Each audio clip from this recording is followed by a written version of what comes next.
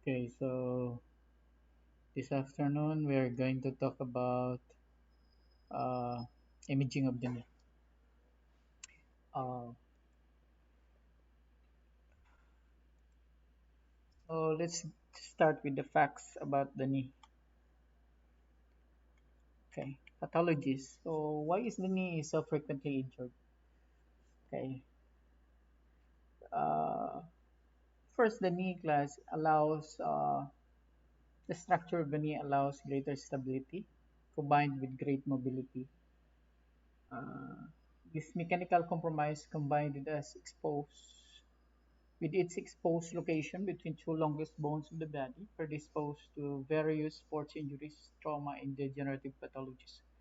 Because femur is the largest bone, second is the tibia. So since these two are primarily weight bearers, they bear weight, so therefore they are, and at the same time they are large, so they are exposed to usually trauma, no, frequent injury. Okay, so common injury that usually happen to the knee is sports injury, or trauma. Knee pain results in more than 1.2 million annual visits to emergency department. So it's very common. Even normal individuals suffered from knee pain. So maybe it is osteoarthritis, rheumatoid arthritis, or just a common injury by jumping off the stairs or just playing games. Okay, so osteoarthritis is the most common form of joint disease. Since it is a weight-bearing joint, of course, this is the most common problem that these joints will suffer, the osteoarthritis. It's leading cause of disability among elderly. Okay, so of course, if you are enough insurance coverage, you can just go to hospital if you have a very severe osteoarthritis, then you can have a total knee replacement. Of course, just like Joseph Estrada, because he's too overweight. At the same time, he's suffering from uh, recurvatum and genovarum. It's a combined inju- deformity. So if you've seen Joseph Estrada when he walks, bakang kaayo. So prone siya sa osteoarthritis. So he undergo total knee replacement or bilateral total knee replacement in Hong Kong way back when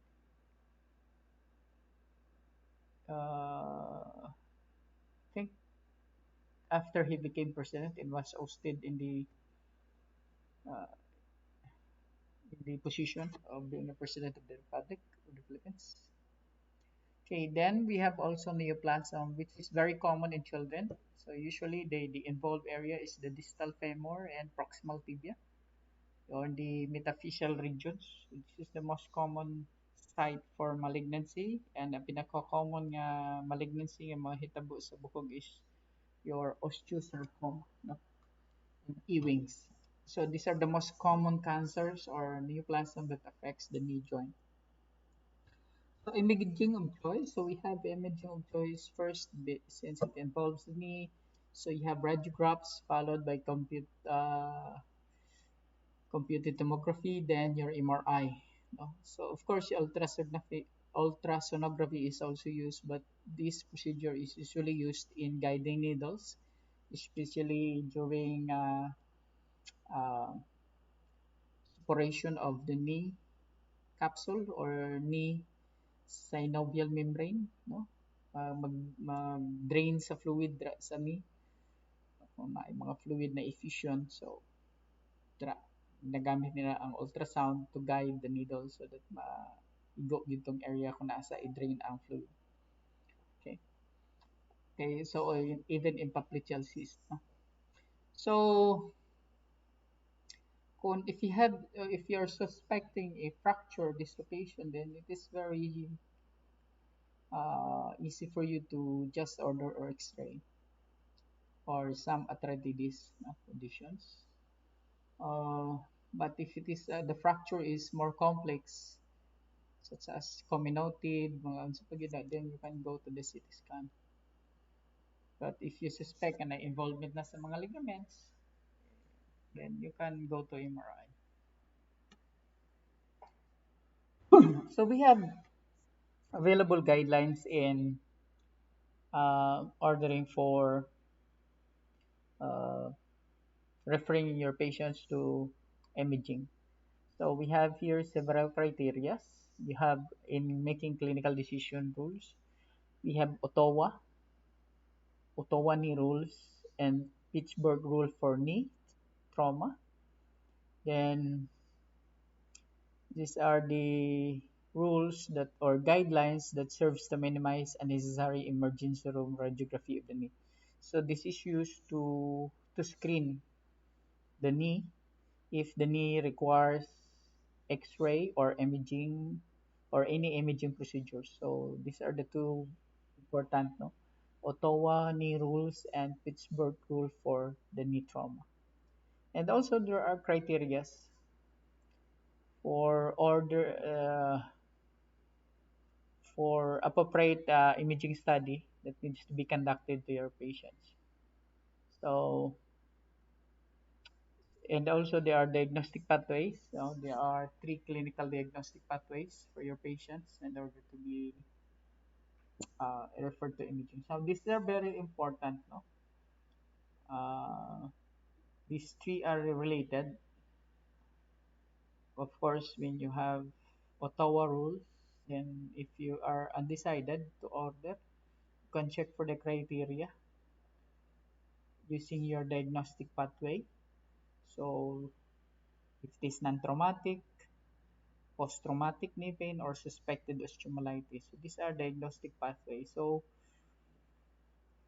when you apply the Ottawa or the Pittsburgh, then you suspect that it needs an imaging. So you go now to the criteria. Where does it belongs? It belongs to post-traumatic, or it belongs to non-traumatic, or suspected osteomyelitis. So you choose your pathway, no? Of course, kung wala say trauma, dito ka sa non-traumatic. If you suspect na siya infection, then you go to the osteomyelitis. Ano naman na siya. Okay, so these are the appropriate criteria for the knee.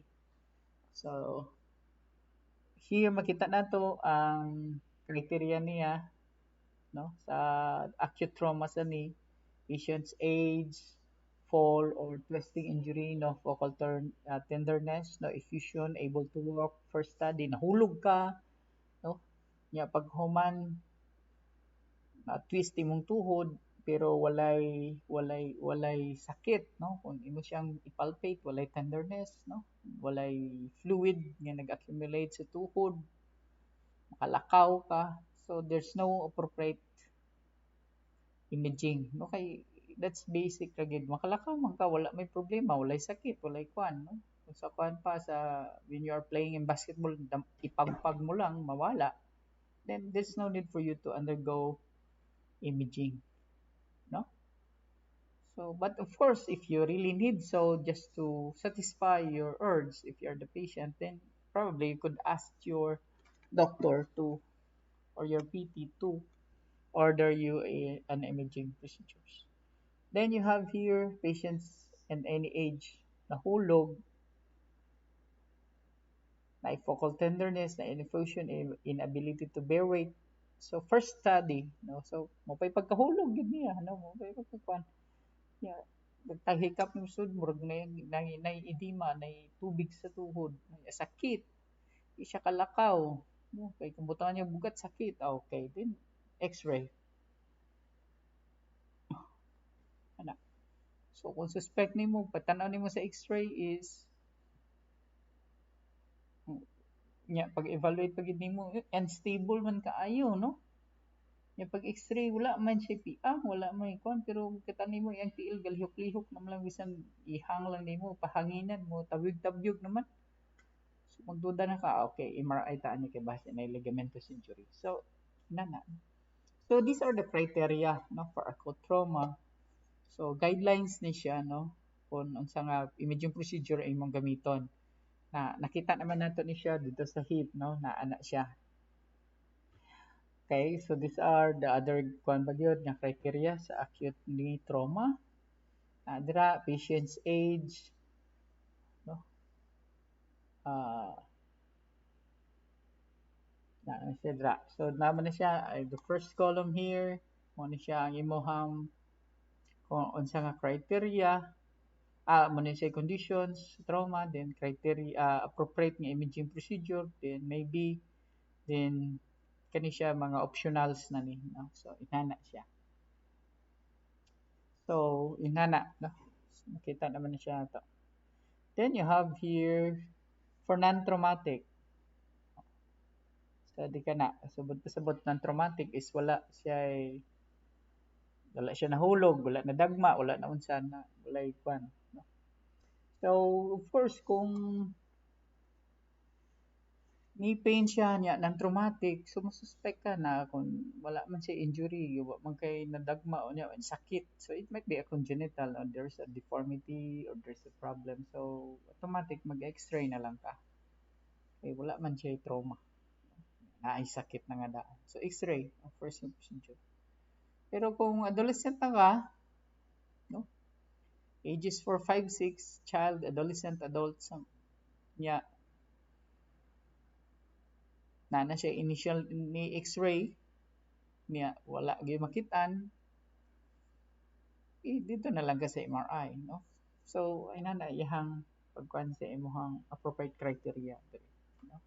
So that will help you in making decisions on what imaging procedure is necessary for your patient so that is for non-traumatic so this is the Otonowa knee rules and Pittsburgh decision rule for knee trauma so Ottawa knee rules, this is for non-traumatic usually. This is applied for non-traumatic.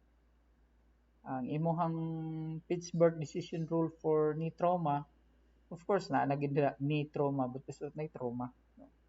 So conventional radiograph should be ordered after trauma to the knee for patients with any of the following. So, siya. So for any trauma, but of course you can use this for non-traumatic also. So after trauma, this muna siya imuhang tanaw no. So after trauma, kung ang iyang edad is 55, na tenderness sa fibular head, when you say fibular head, on the lateral side, di ba? Nang gaburot sa kilid sa imuhang tuhod, no? Sa ilalom lang siya sa lateral condyle dapit.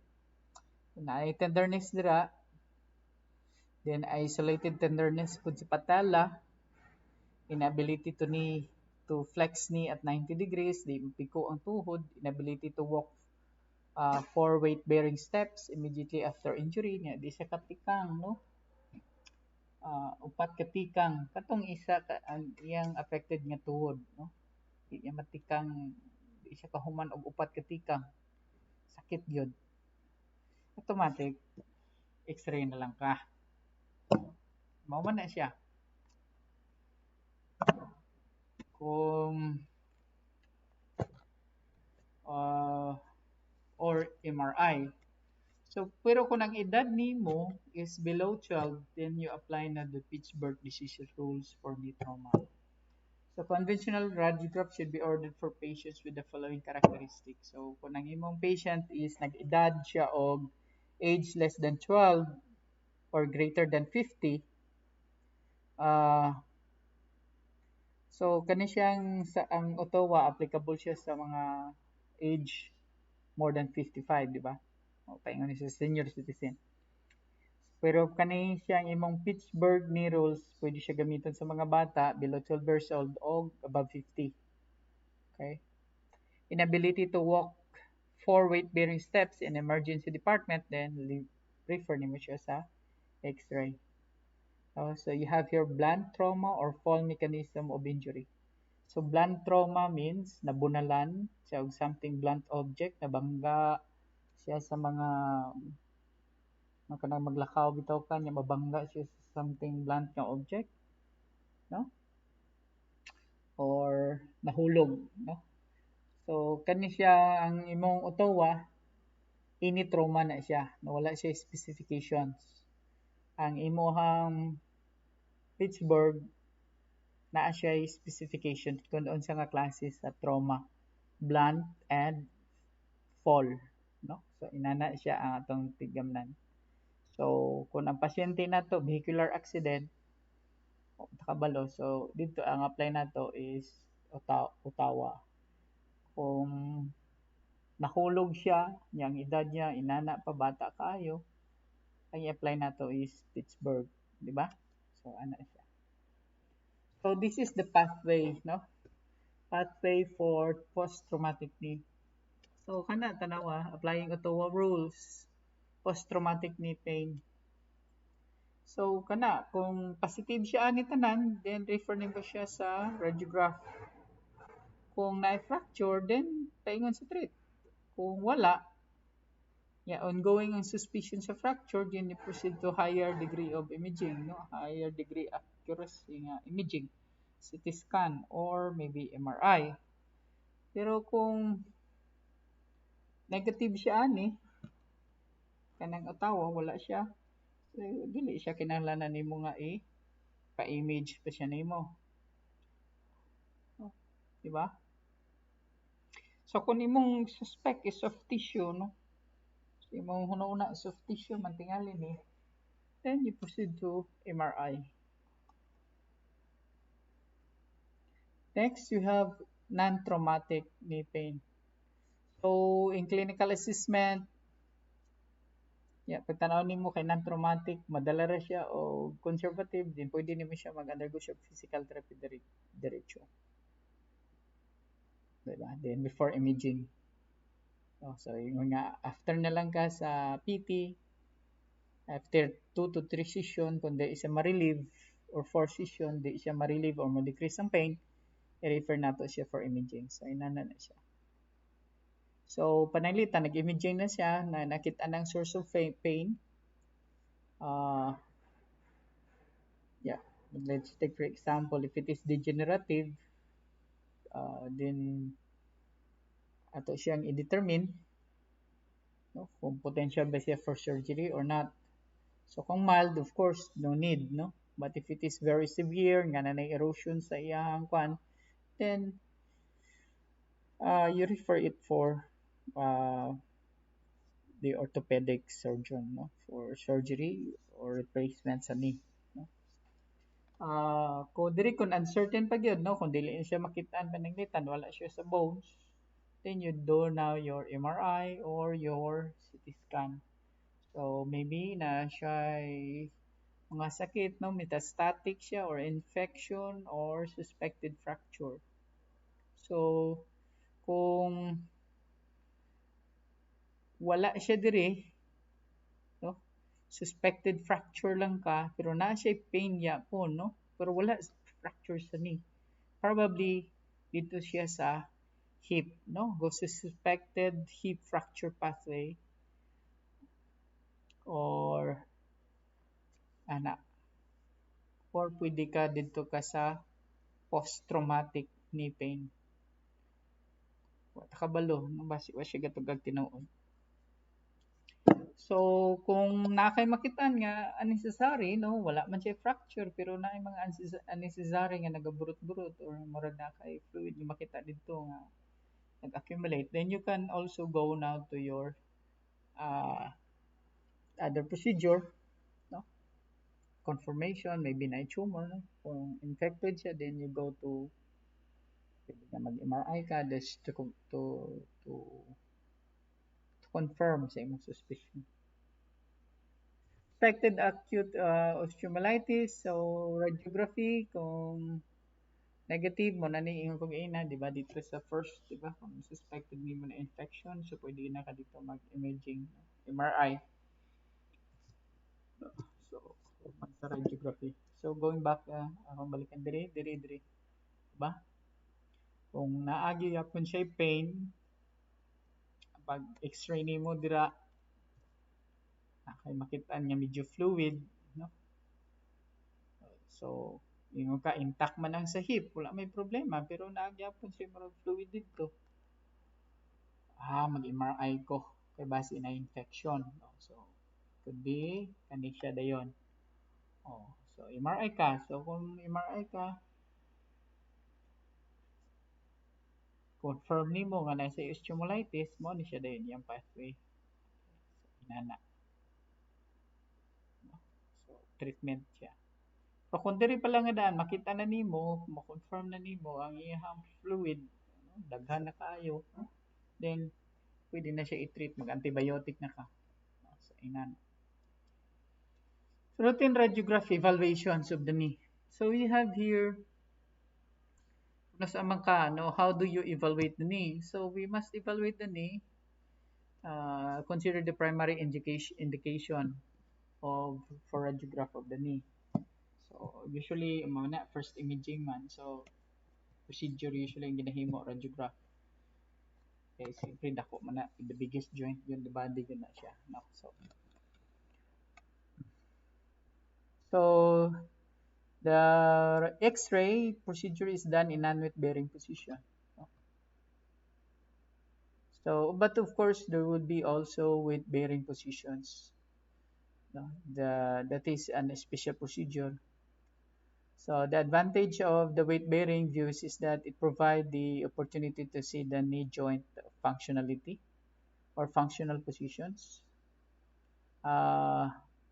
Makita ni mo dira kung butang niya bugat, siyempre ang patients kung na say pain, na-exacerbate na siya dira, at the same time,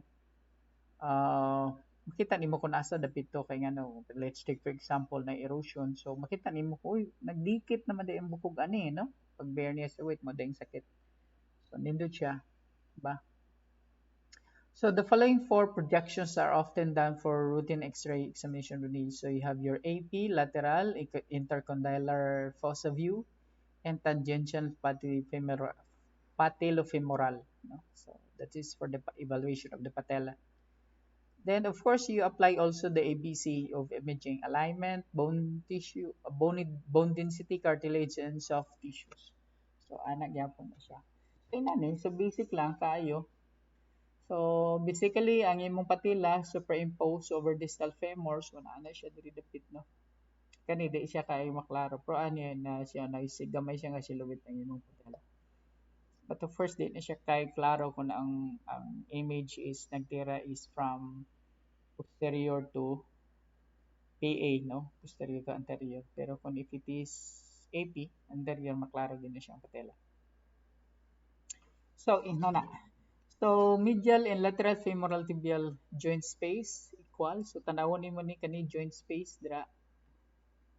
Ano is long axis of the femur. So, tanawon nimo na diri base na diri fracture. Then also the medial half of the fibular and fibular head behind tibia. So, tanawon nimo ni kani kana o kani is of course tibia. So this you have your lateral projection. So here makita nato ang patella.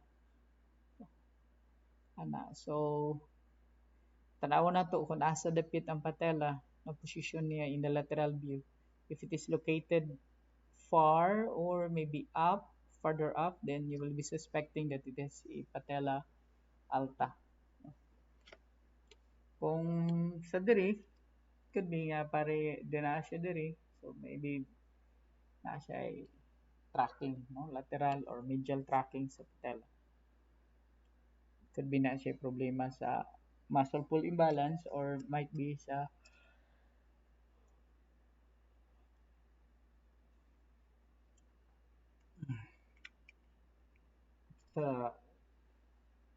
contour sa imong patella man ang nag lateral tracking siya. So here, intercondylar fossa projection. So intercondylar fossa projection, so usually ang ginataon nimo kani diri sa to. Kani. O kani diri. O because sometimes na mga avulsion fractures sa ECL or PCL, makita nimo siya diri kung na isa mga fragment, no? So inana medial and lateral intercondylar eminence appears as points. So kani these are eminence. Ina siya gina-evaluate din. No? Okay, nadra man gimo ang imuhang uh, dra makita ang imuhang PCL, no? PCL insert. So kinahanglan na siya i-assess. So kinahanglan smooth na, no? So kung may mga fracture dira, may mga fragments, so delikado. Of course, di siya ka-move. So this is the tangential femoral. So here makita na to. So kanang siya ginagamit ni siya to evaluate your uh, position sa patella, no? Whether naka-lateral or naka-medial track siya. So, mananiingon ko nga kung if na problema, let's take for example kanina may problema ni mubo ni siya na posibilidad nga mag-track siya diri sa tikas, no? Diri siya paingon. Or sometimes basi na siya diri sa kilid ang patella. So it could be a dislocated patella. So patellar articular surface smooth and congruent to patellar sulcus. So evaluate to na siya diri ang surface. So it could be a plica, no? Na mga abnormal surfaces dito, contours surface sa patella basta magka-cause siya og pain, no? Dira lalom sa patella. So we call that as plica syndrome. No? Ang pain niya is caused by abnormal surface, abnormal, yeah, kuan sa surface sa patella. The sulcus angle and the congruence angle help define the morphology of the patellofemoral joint. So ina kanina kapiko ni siya sa 45 degrees ang tuhod pag x-ray. So the primary indication for MRI of the knee is assessment of internal structures including articular cartilage, ligaments, tendons, and meniscus or menisci. So MRI protocol refers to combination of sequence performed during MRI procedure. No absolute standard protocol exists. The combination of sequence depends on the body part and suspected pathology. So of course, basic yun na siya T1 and T2. Or ana siya. T1 and T2. Uh, so the fundamental tenets of musculoskeletal MRI are twofold. No? It is used to define the anatomy and used to detect abnormal fluid. Abnormal fluid or edema is a sign of pathology. So inana lang. So thus, basic MRI protocols for the knee will include anatomy, defining sequences such as T1 gradient, T1 gradient echo or GRE, and proton density, and fluid sensitive sequence such as short tau inversion or STEER, and T2 fat saturation. So these are the sequences na mga ginagamit, no? So you have there the T1 for anatomy and your T2 and STR or STIR or that is what we call short tau inversion recovery. So additional evaluation may also include arthrographic sequence which requires contrast, no, injected sa knee. So this is the MRI of the knee. So here this is the axial view na apil lang gikat ang patella. So here makita nato ang patella kana diri ang tendon no, sa taas, then diri this is your, let me see where's the tibia here. Dili makita kay diri man siya di ay. So muna siya ang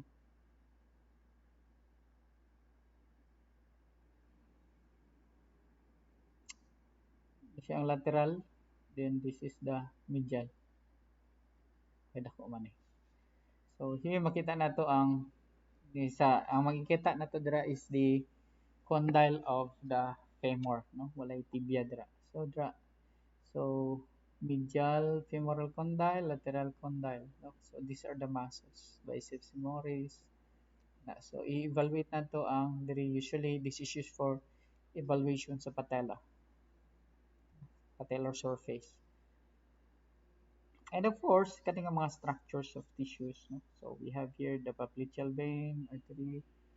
Wala makita ang sciatic nerve, no? Of course, kana articular cartilage. So kung may mga plica syndrome, makita nimo diri, you can see here below sa imuhang patella nga medyo naay garasang gansang na diri, no? Naay abnormal, usually boniform tubo there. So this is the T1 sagittal. So the knee is divided in here, kani nani nga pagka-divide. So makita nato diri again, we can evaluate here the patella, no, the surface ni articular, and also the articular cartilage sa imuhang femur and your tibia. You can also evaluate for your ECL and PCL. So you have here the PCL, and here naadiri gikan sa imong tibial plateau ang ECL. Ana. So tanawan ninyong position sa ACL, diri siya gikan. So kung imo ni siyang i-push diri anteriorly ang imong tibia, siya mo resist, di ba? Ang imong PCL kung imo ni siyang i-push posteriorly, ang PCL ang mo resist. Siya ang so makita na to dira ang can see here the soft tissue, no, basically ang structure sa soft tissue. Unlike sa gaina, kani diri usually dili kay nimo ma-appreciate diri ang soft tissue kung na injury. So kung makita lang nimo diri basically kung mga accumulation sa fluid di makita nimo. Pero ang imong basic nga ma-assist diri gid is ang imong patella na surface. Diri makita nimo bisan soft tissue. So kung na kay problema sa quadriceps tendon, diri dapit na partial tear or diri a balls, no, erosion ani makita nato siya, no, in this MRI procedure. Kani fluid, no, accumulation of fluid makita nato. Okay, so this is now your coronal view. So when you say coronal, siya gito nga again diri it is very good. A coronal view is very good in assessing the spaces between the joints. So kung tanaw nato di makita nato tanaw tong gap, and as well as your collateral ligaments, the medial and lateral, no? The medial and the lateral collateral ligaments. Makita siya. Of course, your subcutaneous, no? So at the same time, kanay surface ani, no? That meniscus kanay diri kunay by loose bodies dira sa joint capsule, so makita nato siya.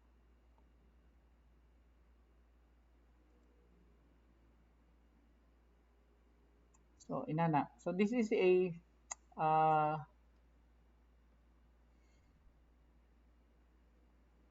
MRI, no, with T1 fat suppressed.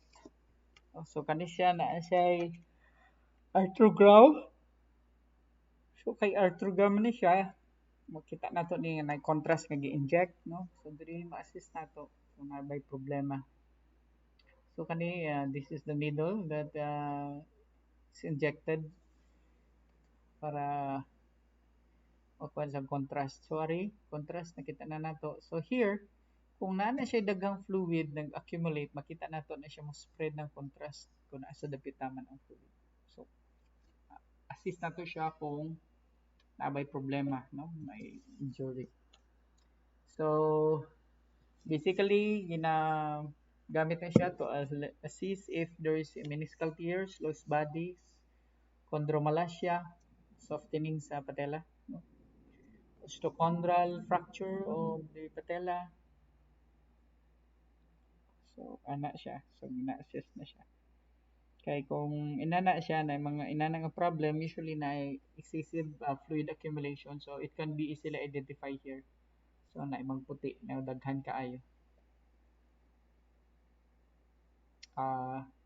One time I have a patient before nga ang iyang complaint at tuhod, no. So I'm good siya engineer, he is working in the company or engineering the no, that's not construction, metal production, no? Sa foundry.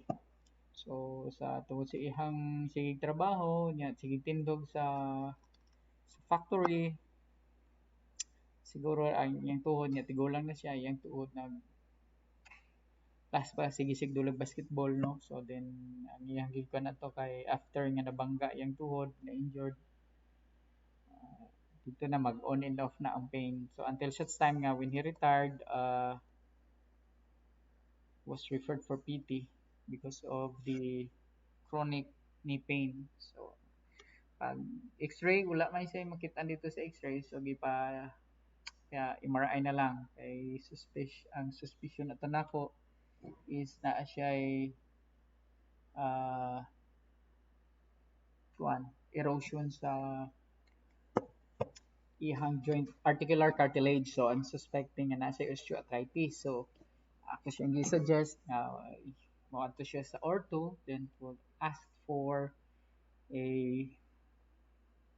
kung pwede ba magpa-MRI ang tuhod, no? Kay uh, pag-assist na ko applying special test ng tawag nila nga balotment test sa knee, no, kung na fluid ako na gid nga pag tap na ko sa ihang sa ihang tuhod nga naga-extend siya, naidaghang fluid, no. So suspect ko ba sa osteoarthritis. So sa right to siya nga ni ang pikas niya nagasugod ng pod. So pag adto niya sa Cagayan, nagpa-MRI sa during the time MRI is only available in Cagayan de Oro. So pag abot niya dito, nagpa-MRI siya, then ang reading gibalikan nila after 4 days, then dito na lang po siya nangita og ortho.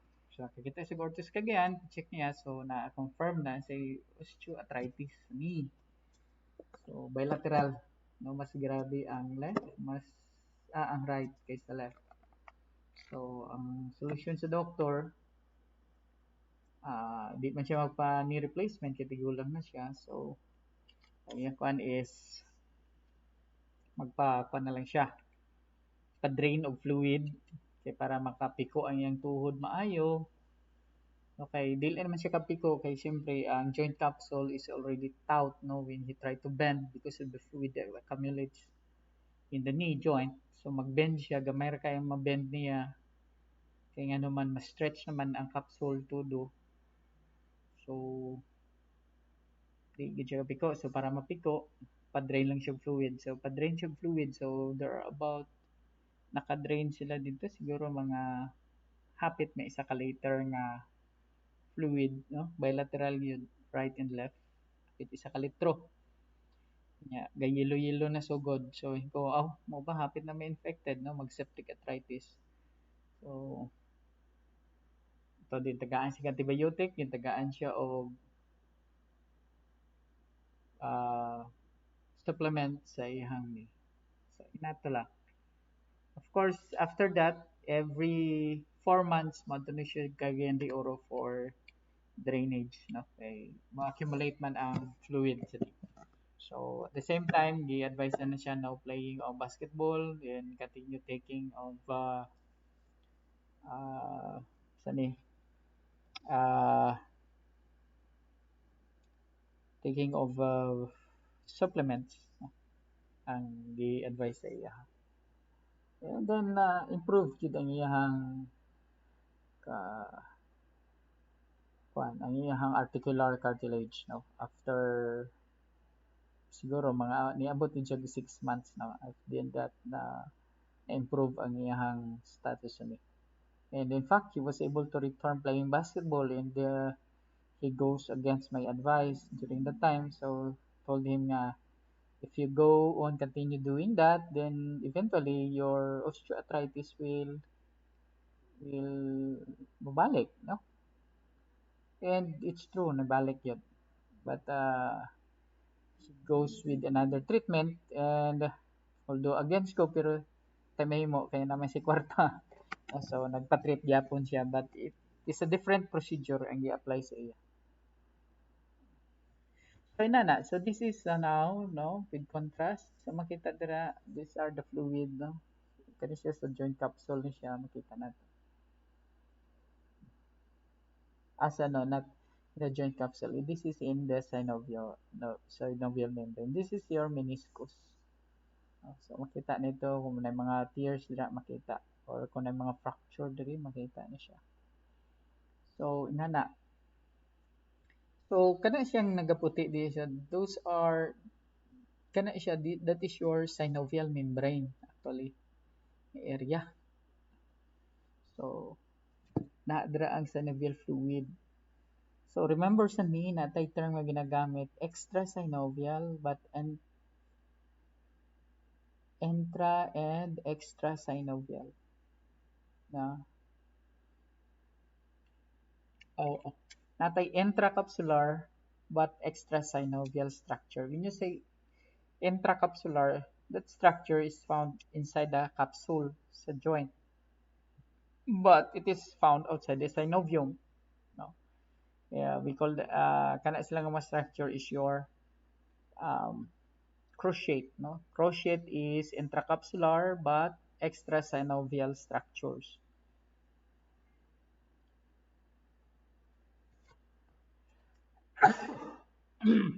Oh, asam na sila dapit. Yung kani.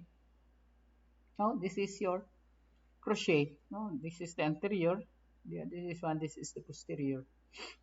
Okay. So makita siya.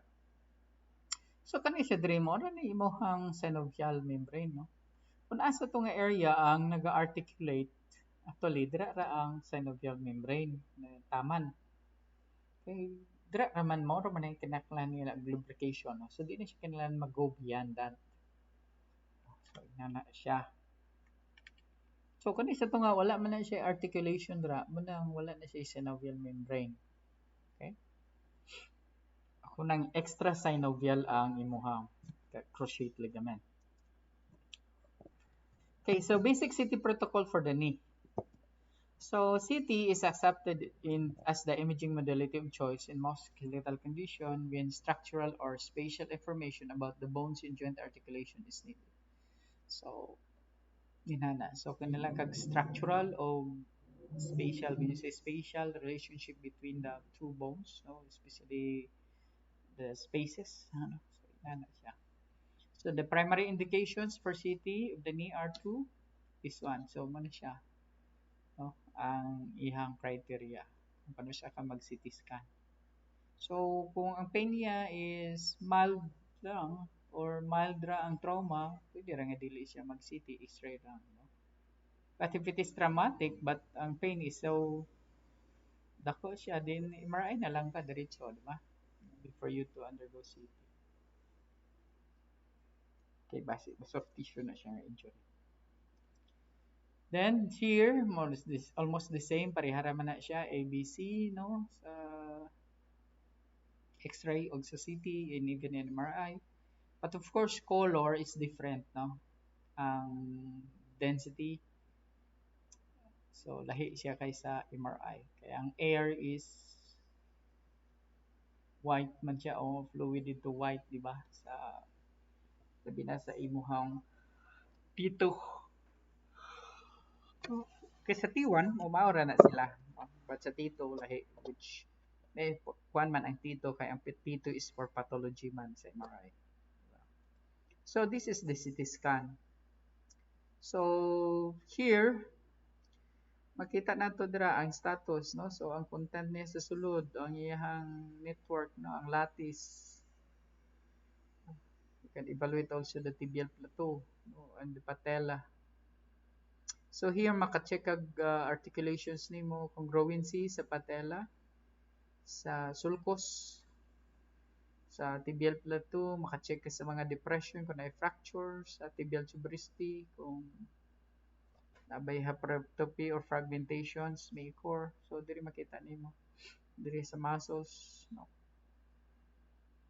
Kana mga muscles man. So kung may mga bony spur nga turok diri makita nimo diri this is the popliteal area.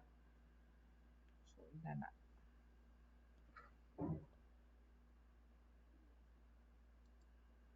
So kani this is sagittal, so gitunga siya na. So makita nimo diri evaluate na to diri ang mga prominence position sa patella. So patella alta diri na siya dapit. Baha kun ubos diri. So Tracking, delete na to makita. But we can assess it through here. Of course, sa kaning view, kung dali siya dapit na sa taas. So, kani makita na tong spaces. So, the eminence, kung na mga fracture, kung na ebulsion, so na mga loose bodies diri, ang femoral condyles, kung ang meniscus niya na problema, makita na to dira. No? Kung na-detach. This is the 3D format. Okay, sa CT scan, pwede na siya, no? May, or sa MRI. So, makita na to, no? May mga fracture, makita na to. Avulsion sa mga ligaments diri, magisi. Sa spaces, sa tanawon mo. So, what does it look like sa pathology? So, pathology, this is an example of fracture of the femur. So, this is a fracture diri sa tunga, no? So, probably this is a spiral fracture. Simple. It is a close. So here, ang iyang kwan, gisumpay lang ibutangan og IM or intermedullary nail. Intermedullary pins rather. Taas kayo na. So gikan siya dito sa gi-insert na siya ang pin dito sa imuhang greater trochlopit sa femur going down, no. Tama dira. So IM mo na ginatawag nga intermedullary.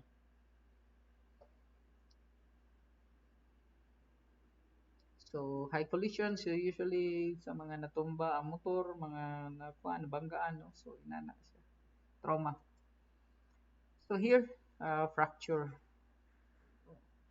of the tibial plateau. So, usually, kani mahitabo ni siyang fracture kung ma-traumatize ang knee, no? Mabanggaan, or sometimes, compress.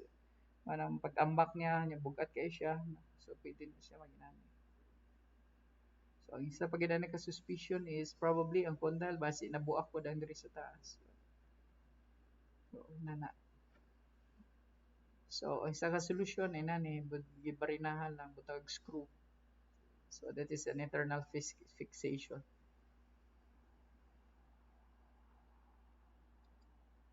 Okay, so this is also arthroscope. So, this is with contrast. So, here, okay, so this is an example of erosion of your chondral cartilage, your articular cartilage here, erosion. So, makita nimo siya. So, osteochondritis dehiscence or OCD, that is a focal area necrosis, often associated with medial femoral condyle. So, it could be a trauma, ischemia, or a combination, no? Osteochondritis man. Nag-necrosis siya. So, usually sa mga obese common siya. Bugat man good, no? So, eroded ang surface. So, here, ma-evaluate nimo ang distance na naunay mo. So, this is an MRI. Klaro. So, sometimes, makita nimo ning patella. Example, this one, nagtaas siya, no? Naas siya sa taas na. Supposedly, diri man na siya dapat. Or somewhere here. Dili siya dira. So, this is a classic example. Because of knee pain, ang imong quadriceps, you should contract. So, pulling your patella up. So matingala ka nga naman si patella alta. So, don't be confused kana siya is caused by kuan man lang na siya kanang response sa muscle nga sige siya contract pero kay the muscle is trying to stabilize the knee para dili siya magsakit maayo. So, inana. So, kung mo tanaw niya ang patella medyo taas.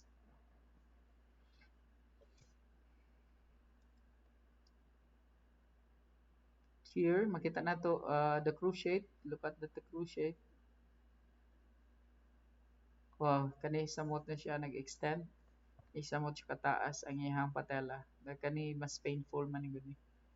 So, no. Plus, it might be nga ang space na niya compromise na. So, nag-easy gid na putol ang imong anterior cruciate towards ECL. Of course, intact yung PCL.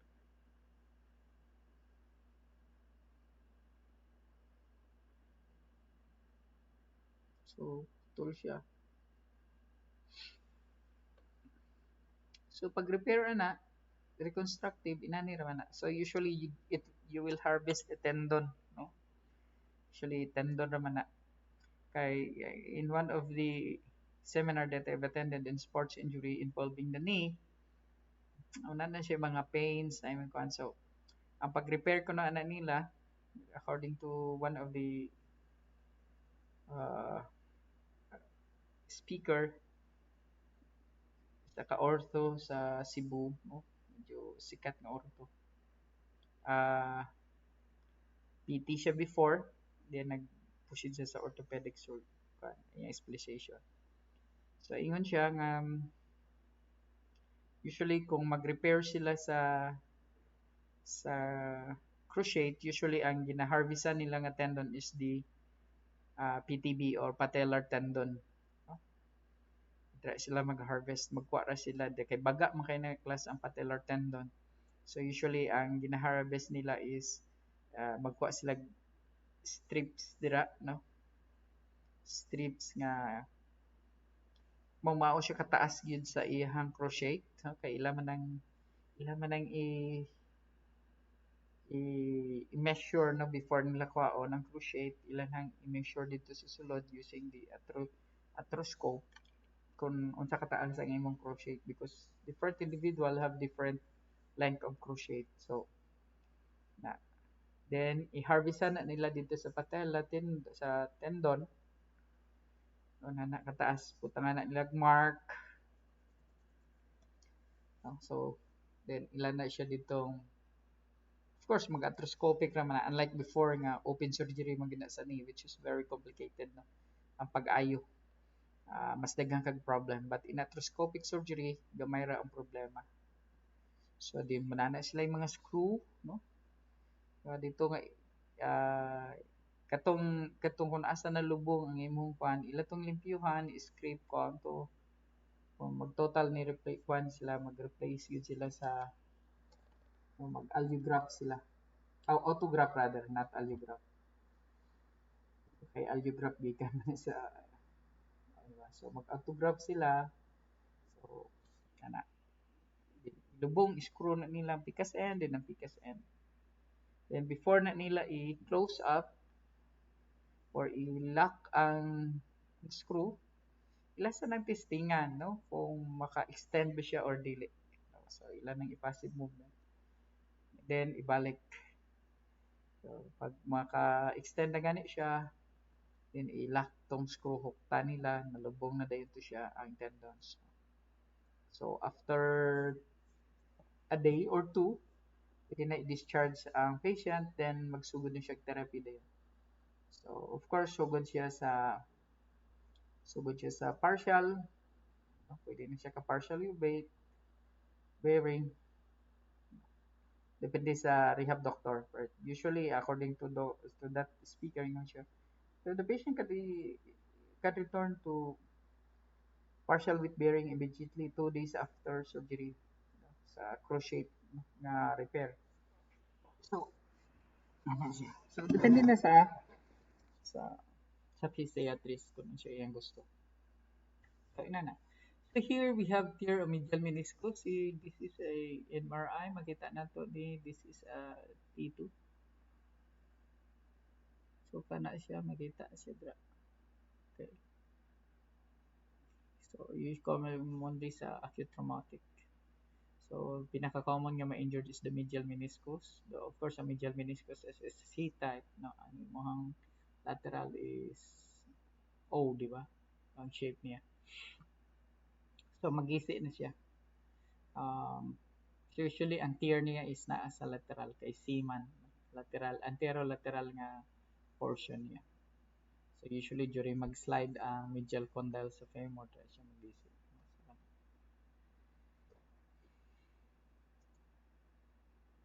so this is for osteoarthritis notice ninyo to ang gap this is the most common sign makita nato sa imaging procedure kung na kay osteoarthritis wherein the two surface of the knee comes in contact with each other so ang panana niya na kung na inana eroded na gina siya diri di na siya pati ang tibial plateau ug ang fossa, ang tibial eminence niya ug ang fossa diri nag-abot na. So total ni replacement, so i-replace ang condyle as well as ang surface sa tibia way at the titanium steel. So inana na siya dayon, robot na kadayon, no? Total ni replacement. So the end. So that is for our procedures in class. Okay, thank you for watching this lecture. Good afternoon.